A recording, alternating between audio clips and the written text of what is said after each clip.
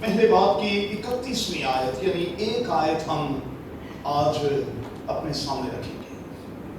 میری گزارش ہوگی کہ آپ سب مل کر ایک آواز ہو کر اس آیت کی تلاوت کریں. جی. اور خدا نے اس پر جو اس نے بنایا تھا نظر کی اور دیکھا اور بہت اچھا ہے. اور شام ہوئی اور صبح ہوئی سو چھٹا دن ہوا. خدا کے کلام کی تلاوت پر، بائبل مقدس کے اس عظیم حصے پر خدا کی برکت ہو. آمین. خدا کا شکر ہو. تشریف رکھیں.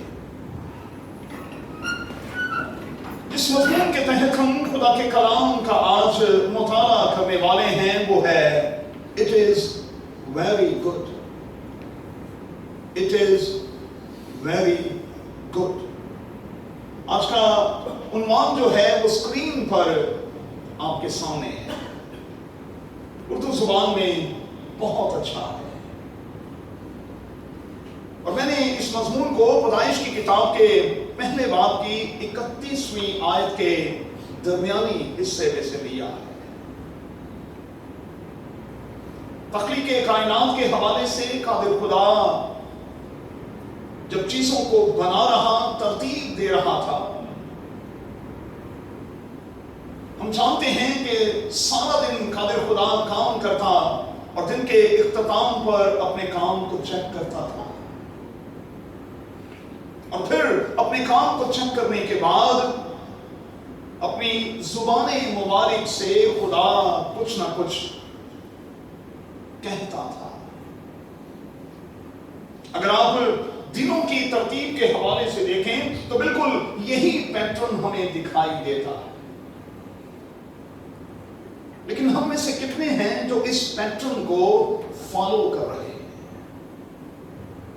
آج صبح سے لے کر اس شام تک جو کچھ آپ نے کیا ہے، کیا سونے سے پہلے آپ اسے چیک کریں گے اور اس پر کوئی کامنٹ دیں گے؟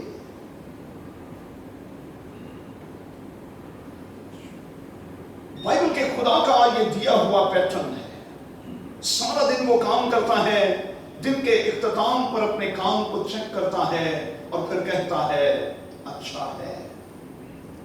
پھر وہ کام کرتا ہے، دن کے اختتام پر اپنے کام کو چیک کرتا ہے اور کہتا ہے اچھا ہے. پہلے 5 دنوں میں بالکل یہی ترتیب ہمیں دکھائی دیتی ہے.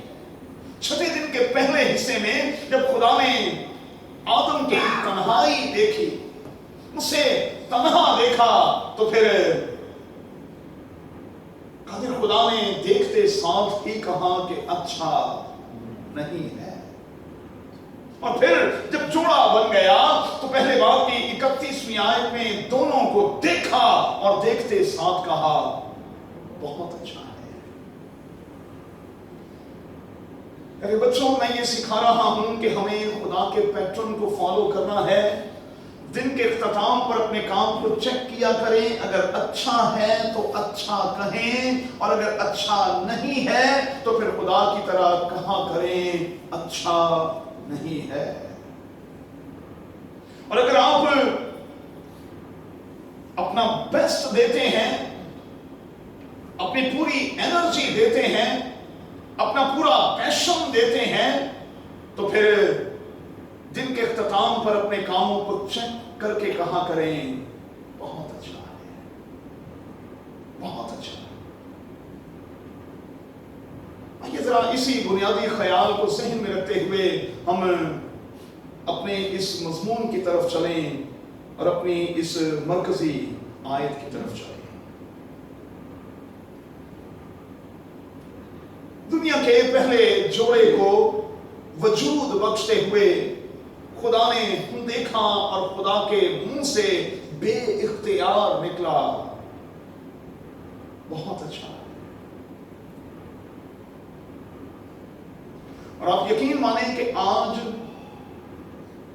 جتنے جوڑے ایک اچھی انڈرسٹینڈنگ کے ساتھ، آنیسٹی کے ساتھ، سنسیرٹی کے ساتھ اس دنیا میں رہتے ہوئے ایک دوسرے کے ساتھ چل رہے ہوتے ہیں، بلکہ دوڑ رہے ہوتے ہیں، बाइबल का खुदा आज भी आसमान की वसअतों में से उनको देखता और हमेशा यही कहता है, बहुत अच्छा है, बहुत अच्छा है। शादी के बाद रुखसती से पहले लोग अक्सर ये पूछ रहे होते हैं, सुनाएं फिर कैसा है। वो जोड़े के बारे में सवाल कर रहे होते हैं कि सुनाएं कैसा है, बहन जी आपको कैसा लगा है, भाई जी आपको कैसा लगा है। और लोग बेइख्तियार अपने मुंह से ये कह रहे होते हैं, बड़ा उम्दा है, बड़ा शानदार है, बड़ा परफेक्ट है, बड़ा ही परफेक्ट है। अच्छा, मैं गौर कर रहा था कि शादी के चंद ही महीनों के बाद जब उसी जोड़े से ये पूछा जाता है कि कैसा चल रहा है, तो फिर वो कहते हैं इट्स ओके पादरी साहब। और हमारी लैंग्वेज में जब कोई ये कहे कि इट्स ओके, तो इसका मतलब है ओके शोके नहीं। जब कोई ये कहे कि इट्स ओके पादरी साहब, तो इसका मतलब ये है कि बिगाड़ शुरू हो चुका है, ओके नहीं है। वरना तो बेइख्तियार मुंह से ये निकलना चाहिए कि पादरी साहब खुदावन का बड़ा शुक्र है, खुदावन का फजल है और खुदावन की बड़ी रहमत है कि कादिर खुदा ने मुझे अच्छा साथी और खुदा ने मुझे अच्छी बीवी या अच्छा शौहर दिया है। पादरी साहब इट्स ओके। मैं समझ जाता हूं कि बंदा खुश नहीं है, ये जरा ओके कह दे रहा है, ये ओके नहीं है, एंड वाला ओके नहीं है, एंड वाला ओके। चलिए एक स्टेप आगे बढ़ते हैं। अब जरा गौर कीजिएगा, जोड़ों की जिंदगियों में जब प्रॉब्लम्स शुरू होती, अब थोड़ा सा रुक कर मुशाहिदा करें, तजर्बा करें, तो आप मेरी तरह इस नतीजे पर पहुंचेंगे कि वो ये समझते हैं कि हम अपनी इस प्रॉब्लम्स को खुद फिक्स कर सकते हैं और खुद फिक्स करने के चक्कर में वो अपनी प्रॉब्लम्स को बढ़ाते बढ़ाते और बढ़ाते चले जाते हैं। एक बात नोट कर छोड़ेंगे, आपकी अज़दवाजी जिंदगी में जब प्रॉब्लम्स आए तो आपने उसे खुद फिक्स नहीं करना। ये बहुत बड़ी गलती होगी, बल्कि मैं कहूंगा ये गलती पर गलती होगी। आपने प्रॉब्लम्स की सूरत में अपनी प्रॉब्लम को लेकर अपने जिंदा खुदा के पास आना है,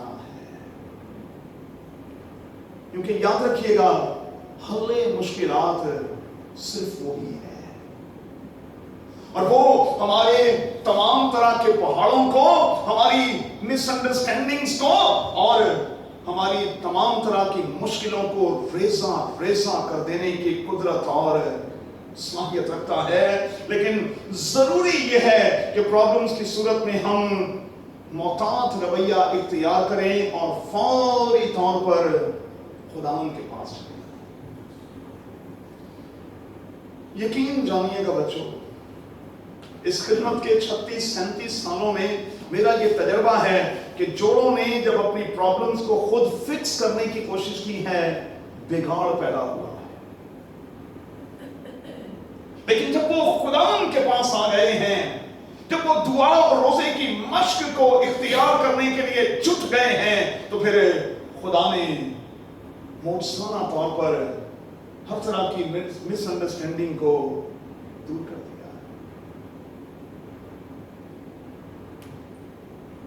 अपनी प्रॉब्लम्स को खुद फिक्स करने की कोशिश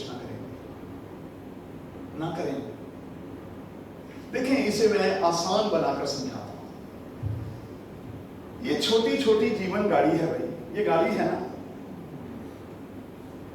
इस गाड़ी में जितने भी पुर्जे हैं वो फिक्स किसने किए हैं? खुदा ने। अब मैं इस गाड़ी का कोई पुर्जा खुद फिक्स कर सकता हूं? मुझे समझाएंगे? ये मैकेनिक जो बैठे हुए हैं, बड़े बड़े गैराज जो खुले हुए हैं, बड़ी बड़ी कंपनीज जो हैं, जिन्होंने वर्कशॉप्स बनाए हुए हैं, वो कोई पागल लोग थोड़ी हैं भाई। जिस कंपनी की गाड़ी है आप उसी कंपनी के पास ले जाएं, वो यूं करके चुटकियों में उसकी प्रॉब्लम को दूर कर देते हैं। तो जे किसी गली मोहल्ले वाले मैकेनिक को ले जाते हैं। आज ही मेरी भाई से बात हो रही थी और वो मुझे कह रहे थे कि पादरी साहब 1500 दिरहम भी दे दिए, 1500 दिरहम भी दे दिए, 2 हफ्ते भी गुजर गए और मेरी गाड़ी अभी तक जो है वो ठीक नहीं हुई, वैसी की वैसी ही आवाज पैदा कर रही है। अब चूंकि इस छोटी सी जीवन गाड़ी में से एक और गाड़ी निकाली गई है, मेरे ख्याल को समझे हुए, इस छोटी सी जीवन गाड़ी में से एक और गाड़ी निकाली गई है और निकालने के बाद उस जगह को फिक्स फिर खुदा ने खुद अपने हाथों से किया है। अच्छा, जब गाड़ी बन गई है, गाड़ी को फिक्स खुदा ने किया है, तो प्रॉब्लम की सूरत में भी फिक्स वो ही कर सकता है, कोई और नहीं। तो मैं सिखाने की ये कोशिश कर रहा हूं कि जब आपकी अज़दवाजी जिंदगी की गाड़ी में कहीं प्रॉब्लम आए, आप मेहरबानी से खुद फिक्स करने की कोशिश ना करें, उसे खुदावन के पास ले आए। मैं आपको यकीन दिलाता हूं कि मेरे रब खुदावन से बड़ा मैकेनिक कोई नहीं भाई, क्योंकि वो अंदर के सिस्टम को जितना वो जानता है, दुनिया का कोई मैकेनिक नहीं जानता। किसी भी तरह की प्रॉब्लम में खुदावन के पास चले जाए और इस बात को सीख लें कि मैं और आप कुछ नहीं कर सकते भाई। अपनी प्रॉब्लम्स के होते हुए मैं और आप कुछ नहीं कर सकते, कुछ नहीं कर सकते। हमें खुदा के फजल की जरूरत है, हमें खुदा की हिकमत की जरूरत है, हमें खुदा से अक्ल की जरूरत है और हमें बुद्धि की जरूरत है। अच्छा, एक बात जोड़े जो हैं मेहरबानी से नोट करेंगे, जिन तक ये पैगाम बाद में पहुंचेगा और जितने यहां जोड़े मौजूद हैं, एक खास बात मेहरबानी से नोट कर लें। शादी के इब्तदाई महीनों में और सालों में अगर प्रॉब्लम्स सर उठाने लगे तो समझ लें कि आपके गार्डन में इब्लीस ने फेरा डाल दिया। शादी के इब्तदाई महीनों और इब्तदाई सालों में अगर प्रॉब्लम्स सर उठाएं तो यूं करके समझ जाएं कि आपके गार्डन में इब्लीस ने फेरा डाल दिया, वो चक्कर ला गया है। आपको पता भी नहीं था, वो आया और आपके सोते में, ये बाइबल मुकद्दस की बात है भाई, आपके सोते में वो कड़वा बीज बो गया, आपको पता भी नहीं चला। आप शायद जॉब पर थे, आप शायद छुट्टी पर थे, आप शायद आउट ऑफ कंट्री थे, आप शायद आउट ऑफ सिटी थे। इब्लीस आया और वो चुपके के साथ कड़वा बीज बो गया। और आप इस बात को समझते हैं कि जब कोई कड़वा बीज बो दिया जाए तो फिर उसे निकालना इतना आसान नहीं होता। शागिर्दों ने कहा कि हमें क्या करना चाहिए? खुदावंद ने कहा दोनों को पहले बढ़ने दो भाई। ऐसे कैसे पता चलेगा?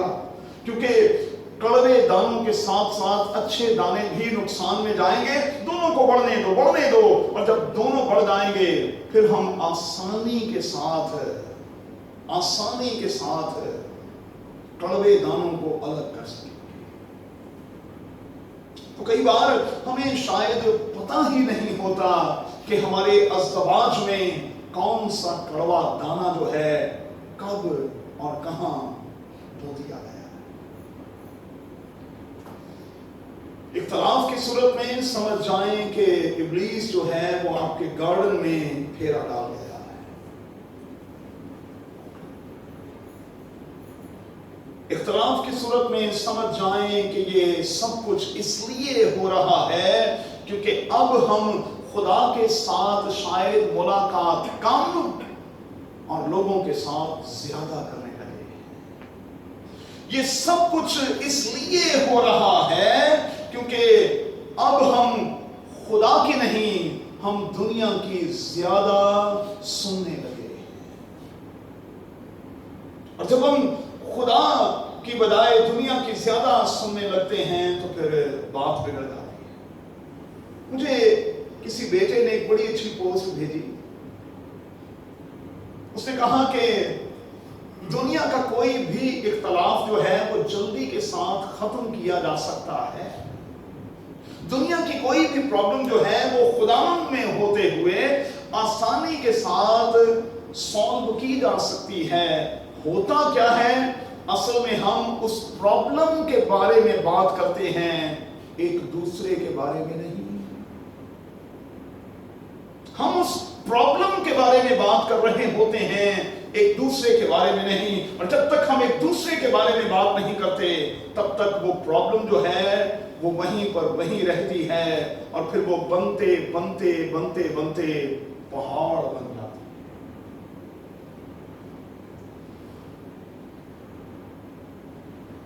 اچھا کئی بار جوڑوں کی زندگیوں میں ایسی سٹیج بھی آتی ہے جب وہ شش و پنج کا شکار ہو جاتے ہیں, کنفیوز ہو جاتے ہیں کیونکہ ابلیس پھیرا ڈال چکا ہوتا ہے, چٹکی کاٹ چکا ہوتا ہے اور جوڑے کہہ رہے ہوتے ہیں کیا واقعی خدا نے ایسا کہا ہے, کیا واقعی خدا نے ایسا کہا ہے, کیا واقعی ایسا ہے بھی. وہ ہمیں شش و پنج میں مبتلا کر دیتا ہے, وہ ہمیں کنفیوز کر دیتا ہے. اور بہت سارے کیسز میں میں نے یہ دیکھا ہے کہ کنفیوژن ہی اصل میں ایک دوسرے کو دور اور پھر دور کرتی چلی جاتی. ہوتا کچھ بھی نہیں. آپ کسی بھی جوڑے کے پاس جا کر اس سے بات کریں, یقین مانے میرا تجربہ ہے 36-37 سالوں کا, آپ کو کچھ نہیں ملے گا. زیادہ تر پرابلمز جو ہیں وہ سسرال کی طرف سے ہیں یا میکے والوں کی طرف سے ہیں, مطلب دنیا کی طرف سے ہیں. اگر آپ میاں اور بیوی کے طور پر ان کو بٹھا کر ان کو الگ الگ کر کے پوچھیں کہ پرابلم کیا ہے, یقین مانو ککھ نہیں نکلتا, ککھ بھی نہیں نکلتا.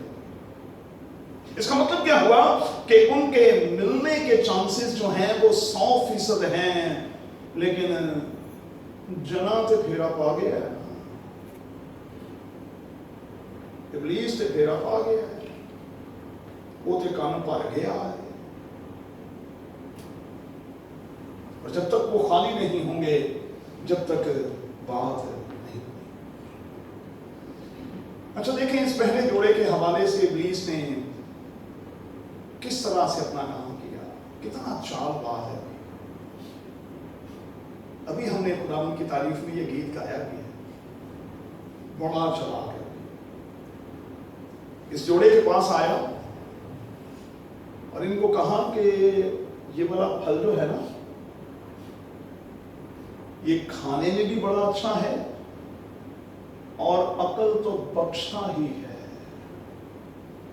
لفظوں پر غور کریں بھائی, میں بائبل سے باہر نہیں جا رہا, اسی پنے پر ہوں.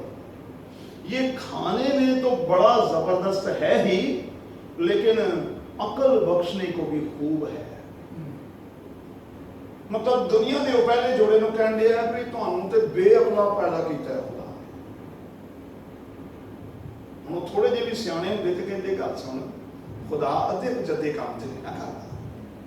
ہن سانوں بے عقلا ہی پیدا کر چھڑیا سی. عقل تو قادر خدا نے ان کو بخشی ہوئی تھی, وہی عقل بخشی ہوئی تھی تو آدم شادی سے پہلے اتنی بڑی ذمہ داری سر انجام دے رہا تھا, باغ کی باغبانی بھی کر رہا تھا اور نگہبانی بھی کر رہا تھا, اور یہ دونوں کام عقل کے بغیر تو ہوتے نہیں. تو عقل تو آلریڈی خدا نے ان کو بخشی ہوئی تھی, لیکن ابلیس نے آ کر انگلی لگائی اور کہا کہ آپ کو عقل کے بغیر پیدا کرتا ہے. اچھا میں جب خدا کے کلام کے اس حصے کی تیاری کر رہا تھا، چونکہ میرا یہ سبجیکٹ ہے، اس ہفتے کے دوران آپ نے دیکھا ہوگا واٹس ایپ کے حوالے سے بھی رات کا جو پیغام تھا وہ بھی اسی حوالے سے تھا. تو کچھ اس طرح کی وہ ایک سیریل سے بن گئی کہ کچھ 6-7 پیغامات ہم نے اسی حوالے سے سن رکھے ہیں اور سن رہے ہیں. اچھا میں غور کر رہا تھا کتنی بار لوگ آپ کے گارڈن میں آتے ہیں. یہ لومڑی کے بچے ہیں بھائی، مجھے معاف کیجیے گا بات سخت ہے لیکن یہ بائبل کا لفظ ہے، یہ لومڑی کے بچے ہیں. غزل و غزات کا میں ریفرنس کوٹ کر رہا ہوں. یہ لومڑی کے بچے ہیں جو آپ کے گارڈن میں چپکے سے آتے ہیں اور شادی کے کچھ مہینوں کے بعد ہی شاید بیٹی سے یہ کہہ رہے ہوتے ہیں تینوں کدھر نکل آئے گی.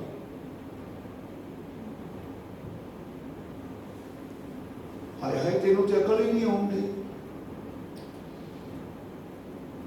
او بھائی انڈیپینڈنٹ ہونا ہے، کدوں تک ڈیپینڈنٹ رہو گے؟ انڈیپینڈنٹ ہونا ہے.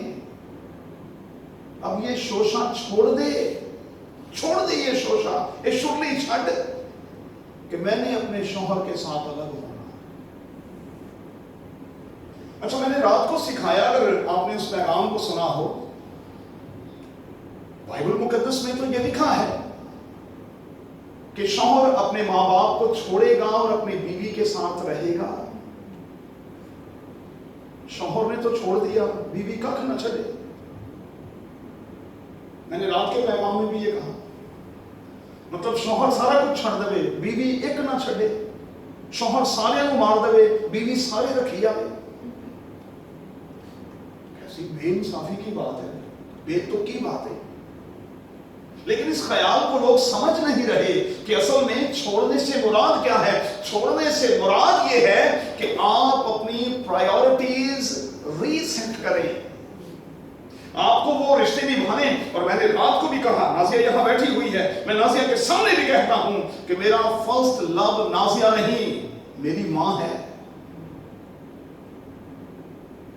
میرا فرسٹ لو جو ہے وہ نازیہ نہیں ہے، وہ میری ماں ہے. نازیہ بعد میں میری زندگی میں آئی ہے. میری ماں کا درجہ نازیہ سے کہیں پہلے ہے اور وہ رسپیکٹ کا درجہ ہے.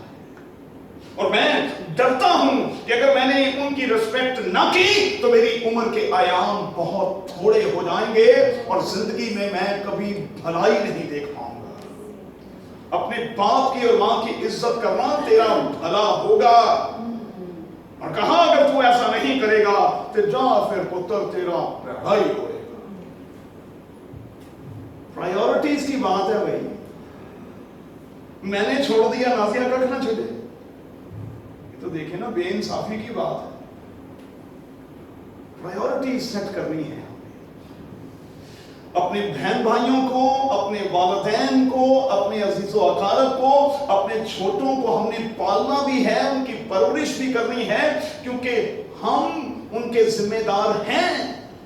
ہم ان کے ذمہ دار ہیں، لیکن ہمیں اپنی پرائیورٹیز کو بھی سیٹ کرنا ہے. تو کئی بار گارڈن میں لومڑی کے بچے پھیرا ڈالتے اور کہتے ہیں تینوں کدھر نکل آئے گی.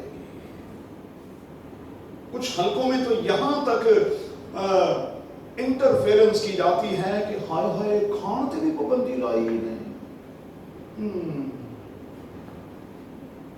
کھان تے بھی پابندی. میرے خیال کو سمجھیں، بالکل اسی قسم کا ماحول عدن میں ابلیس نے بنایا ہے. کھانے پہ بھی پابندی لگاتی ہے. نہیں آپ سمجھے نہیں ہیں. ارے جس دن تم کھاؤ گے تم تو خدا کی مانند ہو جاؤ گے. اچھا یہ اتنے بھولے پہلے عقل دے ہتھوں مارے گئے کہ نہیں خورے کھا کے دیکھ لیے کنی کو عقل ہوندی ہے. کہ ایسی عقل آئی کہ اج تک سانوں ہی عقل ہی آئی ہے. پھر इब्लीस ने एक और वार किया और कहा कि जब तुम खाओगे, अरे तुम तो खुदा की मानिंद हो जाओगे। इतने भोले ये इब्लीस को कहते कि बात सुन, हम तो ऑलरेडी खुदा की सूरत और उसकी शबीह पर हैं, हम तो पहले ही उसकी मानिंद हैं, होर के बनाने ਸਾਨੂੰ। लेकिन वो इस ख्याल को आशा समझे नहीं कि हम तो ऑलरेडी खुदा की सूरत और उसकी शबीह पर हैं। वो बहकावे में आ गए, बातों में आ गए, और आप जानते हैं कि अपने मयार से गिर गए,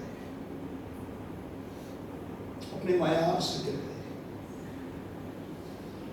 एक बात बच्चों याद रखिएगा, अज़दवाजी जिंदगी में सेल्फ सेंटर्ड होंगे, मामलात कभी सीधे नहीं होंगे। ये लिख लें, अज़दवाजी जिंदगी में सेल्फ सेंटर्ड होंगे, मामलात कभी ठीक नहीं होंगे। हाँ, अभी और इसी वक्त से अगर मैं और आप अपनी जिंदगी का सेंटर और मरकज खुदावंद को बना लेंगे तो सब कुछ सीधा और सीधा होता चला जाएगा। सेल्फ सेंटर वाला मामला नहीं चलेगा। चलें आगे बढ़ते हैं और खत्म करते हैं। क्या करना है?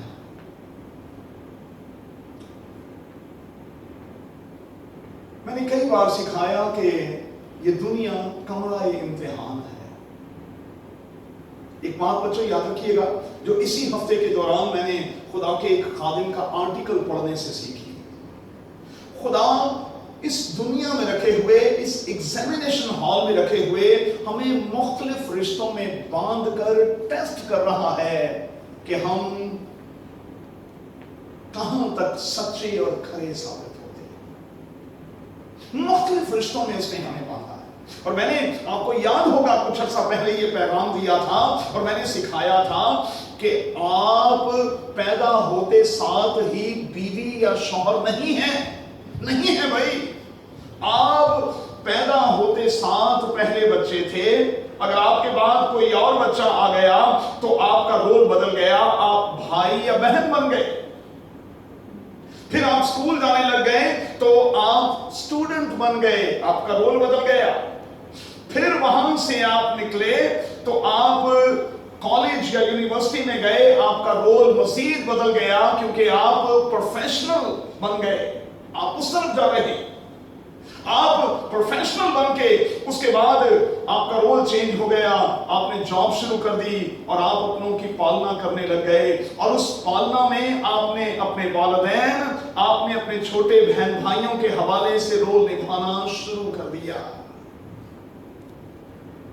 फिर वालिदैन ने कहा कि अब इसकी शादी कर दो। तो शादी दे कितने बात चाहती है, उससे पहले कितने रोल हैं। और मैंने सिखाया था इसी ऑल्टर से कि अगर आप पिछले तमाम के तमाम रोल्स में फेल हो गए तो इस रोल में आपको ऑस्कर कोई नहीं देगा, इसमें आपको ऑस्कर नहीं मिलने वाला। ऑस्कर आपको तब मिलेगा जब आपने पिछले रोल्स जो हैं वो बड़ी कामयाबी के साथ निभाए होंगे। और देखें, अगर जिंदगी को एक फिल्म की सूरत में, एक स्टोरी की सूरत में, कहानी की सूरत में भी ले लिया जाए तो किसी भी फनकार को छोटे छोटे रोल्स पहले दिए जाते हैं, फिर उसके बाद उसे बड़ा रोल दिया जाता है।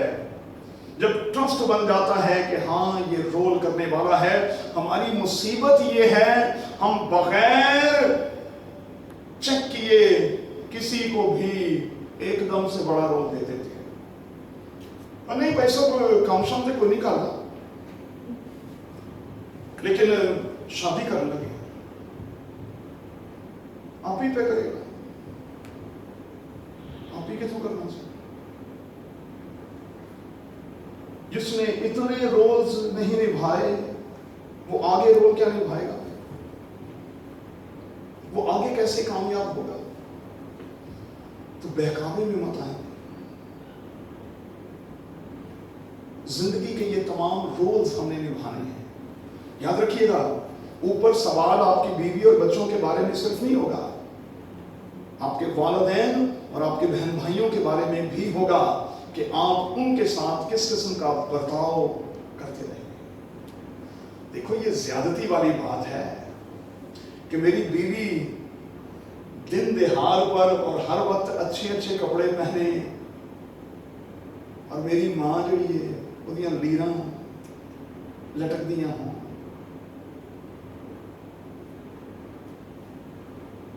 सब कुछ यहां और वहां, कख भी नहीं, बैलेंस नहीं। हमें बैलेंस रखना होगा और अपने वालिदैन। और मैं आज भाई साहब उन बच्चों को सल्यूट करता हूं, 2 बार करता हूं सल्यूट, जो शादी के बाद भी अपने वालिदैन की जिम्मेदारियां निभाते हैं, अपने वालिदैन की जिम्मेदारियां निभाते हैं और कहते हैं कि जब तक हमारी जिंदगी है हम अपने इस फर्ज को निभाते रहेंगे। काश के ये हर बच्चे का स्टैंड। चलिए आगे बढ़ते हैं।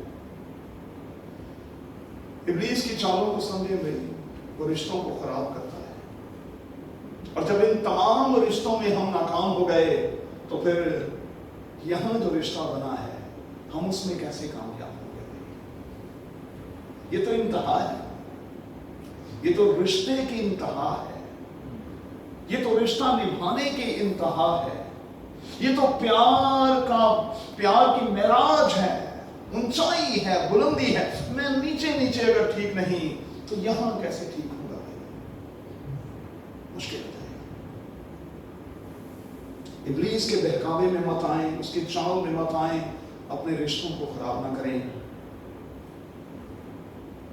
और आखिर में सिर्फ यही कहूंगा, काश कि आपको देखकर न सिर्फ आपका रब खुदावन ये कहे बल्कि आपके खानदान के लोग भी यही कहें, बहुत अच्छा है भाई साहब, साडा जवाई भाई जड़ा जिना बहुत अच्छा है भाई साहब, साडा दमाद जड़ा जिना बहुत अच्छा है कमाल दे भाई साहब, साडी बहू जड़ी जिना बहुत अच्छी है, बहुत अच्छी। काश के ऊपर से भी ये आवाज आए और नीचे से भी ये आवाज आए।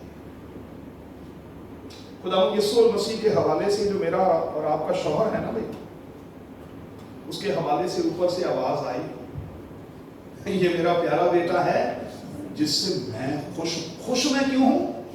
ये कम्मा की वजह से मैं इससे खुश क्यों हूं? इसके कामों की वजह से, क्योंकि इसके काम बड़े परफेक्ट हैं। अब इमसाल की किताब के आखिरी चैप्टर पर आ जाएं तो बेटियों के हवाले से लिखा है, वो तेरी बेटियों ने फजीलत दिखाई है but you are the number 1, तू सब पर सबकत ले गई है। भाई साहब साड़ी बहू दी गल कर दे